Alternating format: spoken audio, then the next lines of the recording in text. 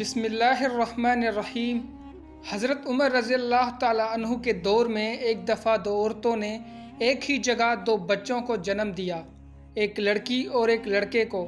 اس کے بعد دونوں عورتوں کا آپس میں جھگڑا ہو گیا۔ جھگڑا اس بات پر تھا کہ ایک عورت کہتی تھی لڑکا میرا ہے اور لڑکی تمہاری ہے، دوسری عورت کہتی تھی نہیں، لڑکا میرا ہے اور لڑکی تمہاری۔ لوگوں نے جب ان کا جھگڑا دیکھا تو ان دونوں عورتوں کو حضرت عمر رضی اللہ تعالی عنہ کے پاس لے گئے اور سارا قصہ بتایا اور کہا آپ ان میں ٹھیک فیصلہ کریں۔ حضرت عمر رضی اللہ تعالی عنہ نے کہا حضرت علی علیہ السلام کو بلایا جائے، وہی ان کا ٹھیک فیصلہ کر سکتے ہیں۔ جب حضرت علی رضی اللہ تعالی عنہ آئے تو لوگوں نے سارا قصہ مولا علی علیہ السلام کو بتایا تو مولا علی علیہ السلام نے فرمایا ان دونوں عورتوں کو ایک ایک چھوٹا برتن دو اور انہیں کہو پردے میں جا کر ان برتن میں اپنا اپنا دودھ لے کر آؤ۔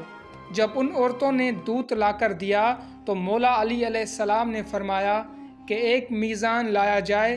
جب میزان لایا گیا تو مولا علی علیہ السلام نے اس میزان پر دونوں عورتوں کا دودھ رکھ کر تولا تو ایک کا وزن کم تھا، دوسرے کا وزن زیادہ تھا۔ مولا علی علیہ السلام نے فرمایا کہ جس کے دودھ کا وزن زیادہ ہے اس کا لڑکا ہے اور جس کے دودھ کا وزن کم ہے اس کی لڑکی ہے۔ یہ دیکھ کر لوگوں نے کہا یا علی علیہ السلام آپ نے یہ فیصلہ کہاں سے اور کیسے کیا ہے؟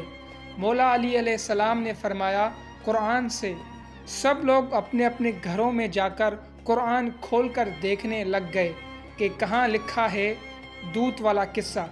رات بھر قرآن سے ڈھونڈ ڈھونڈ کر جب کسی کو کچھ بھی نہ ملا تو صبح سب لوگ مسجد میں جمع ہو گئے، اور جب مولا علی علیہ السلام مسجد میں آئے تو لوگوں نے کہا یا علی علیہ السلام آپ نے تو کہا تھا کل والا فیصلہ آپ نے قرآن سے کیا ہے، مگر ہم سب نے ساری رات قرآن سے ڈھونڈا مگر ہمیں کچھ نہیں ملا۔ مولا علی علیہ السلام نے فرمایا کیا قرآن میں تم نے وہ آیت نہیں پڑھی کہ مردوں کا حق عورتوں سے دگنا ہے؟ سب نے کہا ہاں یہ آیت تو ہے۔ مولا علی علیہ السلام نے فرمایا اسی آیت سے ہی تو میں نے وہ فیصلہ کیا تھا۔ سبحان اللہ۔